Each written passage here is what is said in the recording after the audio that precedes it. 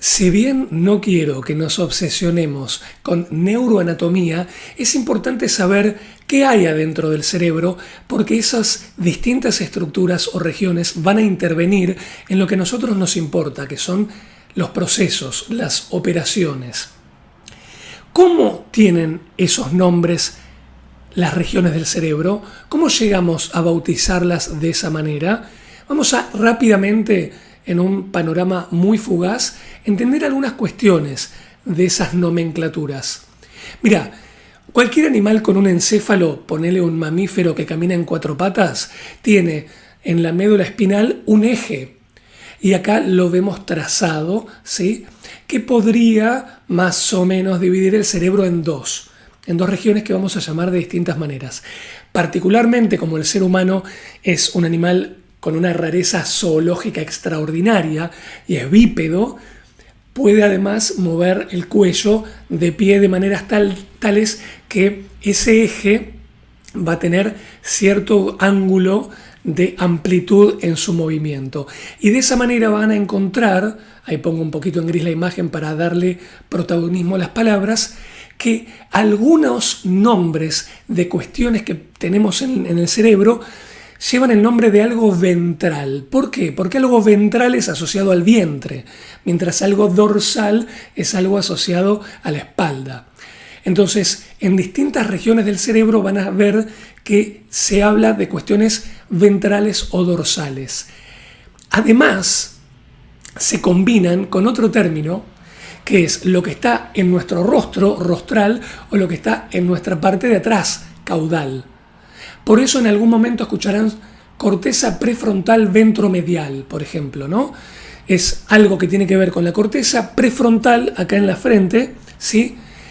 Ventro, que está más asociado a la parte ventral del cerebro, medial porque está en el medio entre lo rostral y lo caudal.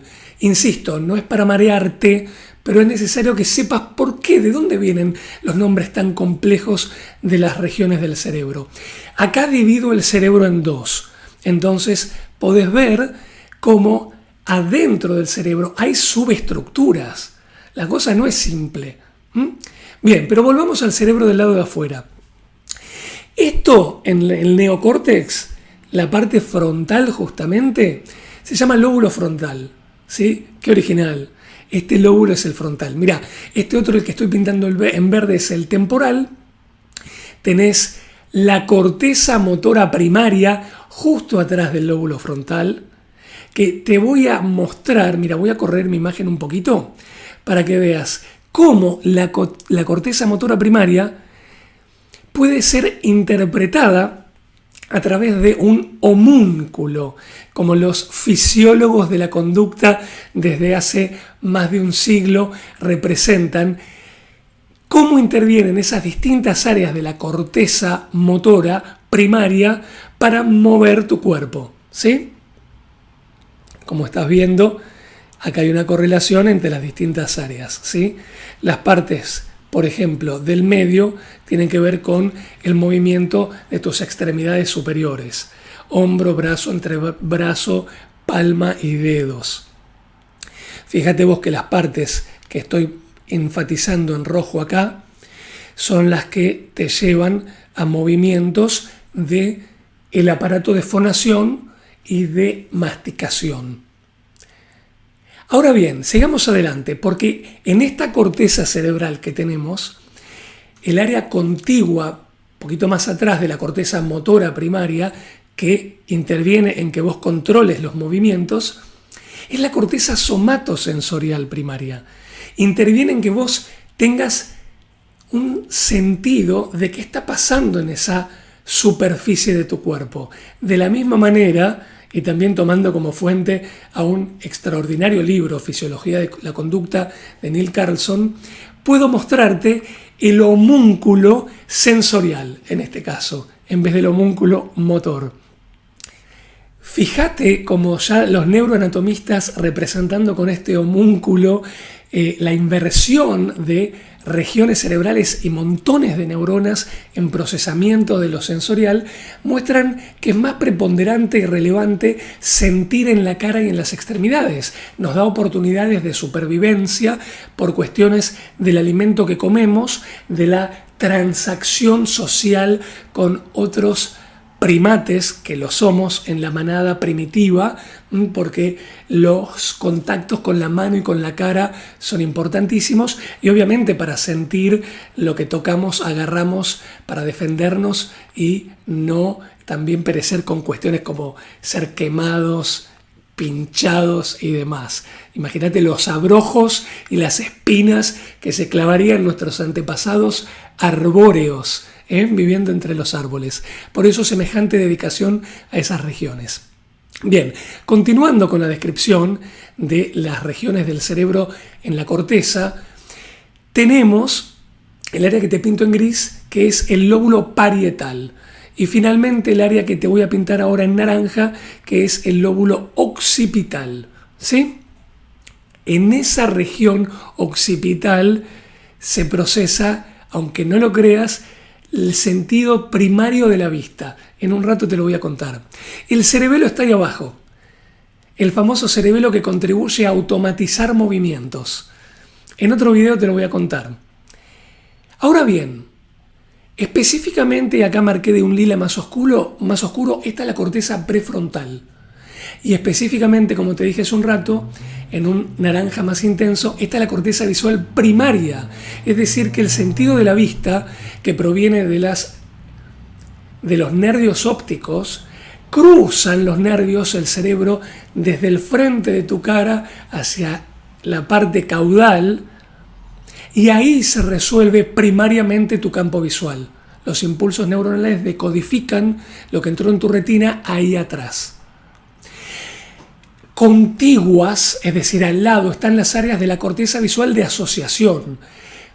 Se integra lo que ven los dos ojos con el significado de lo que ves, lo que aprendiste en tu experiencia de vida que representan las cosas que tenés enfrente de tu cara. Y además se integran con otras cortezas que tienen que ver con lo somatosensorial, es decir, no solo sentir con el tacto, sino olfativamente, auditivamente y demás. Al ver una rosa ya estás asociando todo lo que esa rosa representa, no solo visualmente, sino de distintas modalidades sensoriales. Heteromodalmente sería el nombre, ¿no? Allí en verde oscurito que acabo de pintar está la corteza auditiva primaria. Quiero que veas cómo el cerebro en su córtex resuelve la percepción. La corteza de asociación auditiva está alrededor de la corteza auditiva primaria. Fíjate, ahí te vuelvo a marcar la corteza motora primaria y el área de Broca, que en algún momento te la conté, responsable de nuestros movimientos del aparato de fonación. No es extraño encontrarla ahora que sabemos que esta franja es la que contribuye a los movimientos primarios. No es extraño encontrarla allí. Sabemos, si retrocedes con el homúnculo motor, por qué el área de Broca está ahí. Y el área de Wernicke, que tiene que ver con, recordá, el reconocimiento de la palabra, tampoco nos es extraño ahora reconocerlo en este lugar, porque justamente integra cortezas de asociación auditiva con las memorias semánticas de lo que significa cada cosa que uno entiende y escucha. Vuelvo a cortar el cerebro por la mitad y te voy a mostrar estas mismas regiones cómo llegan hasta cierta profundidad, porque son cortezas, y luego hay áreas más profundas. Ahí estoy haciendo en rojo el límite de la parte de las cortezas, porque más adentro hay otras áreas más profundas que no son cortezas, ¿sí? No quiero ser redundante, pero probablemente si es tu primera aproximación al cerebro, esto te sirva para darte cuenta de las distintas regiones y estructuras y cómo van teniendo su volumen en nuestro encéfalo, ¿no? Hablemos del sistema límbico en un momento.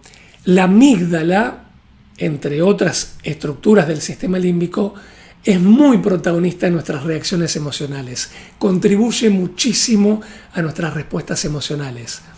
El hipocampo tiene ese nombre porque los neuroanatomistas que originales se dieron cuenta que se parece a un caballito de mar. Entonces ahí tenés justamente el nombre por analogía. La amígdala de hecho también tiene el mismo nombre porque viene de almendra pequeña, ¿no? En realidad no tenemos un hipocampo y una amígdala, tenemos dos. En un ratito te voy a mostrar una imagen. Este lugar amarillo que pinté es la CCA, corteza cingulada anterior o corteza del cíngulo. Te voy a contar qué hace más adelante, pero en esta instancia conviene que sepas que es una especie de lugar puente de región conectiva entre las cortezas más externas y la parte más emocional y límbica del cerebro. Es un híbrido. La corteza cingulada interior viene a integrar valoraciones cognitivas, pensantes, con valoraciones emocionales, muy particularmente en cuestiones sociales. No te dije qué hace el hipocampo. El hipocampo interviene, contribuye enormemente a lo que son las memorias espaciales, es decir, cómo recordamos el ambiente, la geometría, los espacios en los que vivimos, y también las memorias episódicas, cómo recordamos los episodios de vida. Pero fíjate qué cuidado que estoy teniendo con las palabras. Estoy hablando de que las regiones contribuyen a esas operaciones. No es que las operaciones solo suceden en esas regiones.